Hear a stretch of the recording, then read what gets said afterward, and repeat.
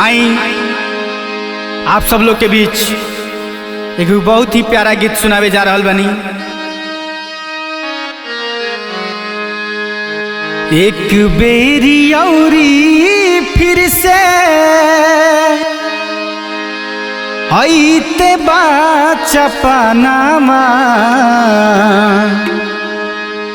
अक्का कहिए भैया लागे न मानवा का कहिए भैया लागे न मानवा। एक बेरी औरी फिर से ऐसे बाचपनामा एक बेरी औरी फिर से ऐसे बाचपनामा का कहिए भैया लागे न मानवा का कहिए भैया लागे न मानवा।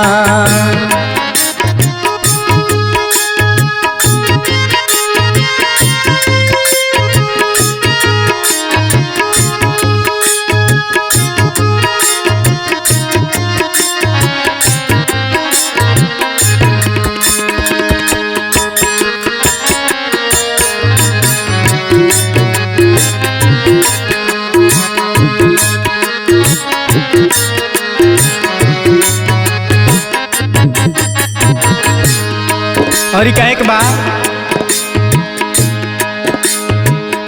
लइकन के संघावा में खेलियो लापाती इमली के खोट खाई गड़े मोर छाती।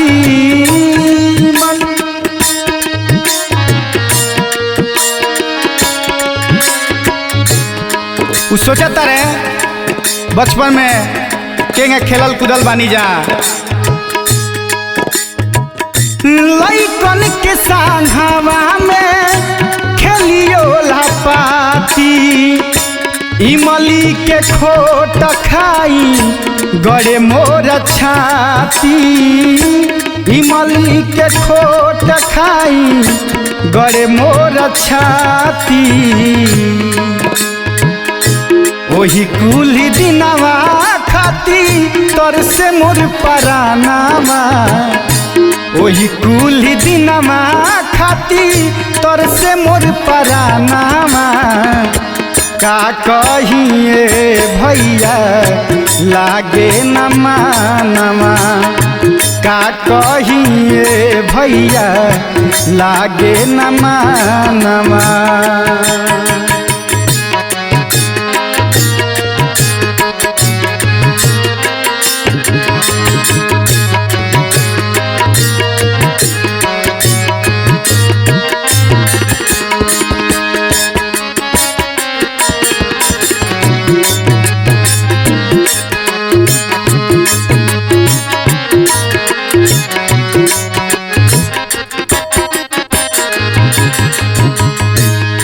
और उनके लड़का जीत कैले बा अपना दादा से कहता कि हमके मेला ले चला तो वो अपना बारे में सोचता रहे।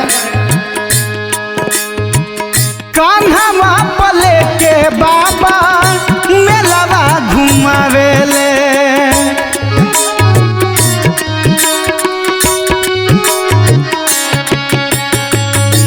जवन जवन मन करे हमके खियावेले जवन जवन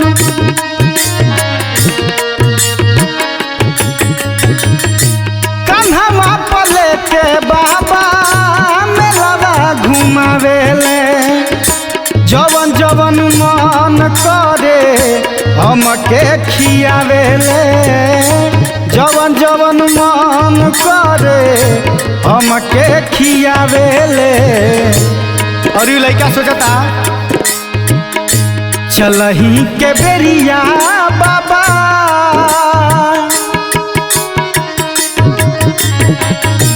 चलही के बेरिया बाबा कि नस घुन घुनामा का कहिए भैया लागे न मानवा का कहिए भैया लागे न मानवा।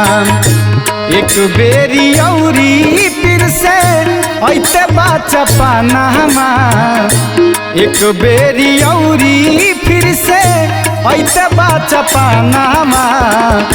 का कहिए भैया लागे न मानवा, का कहिए भैया लागे न मानवा, का कहिए भैया लागे न मानवा, का कहिए भैया लागे न मानवा।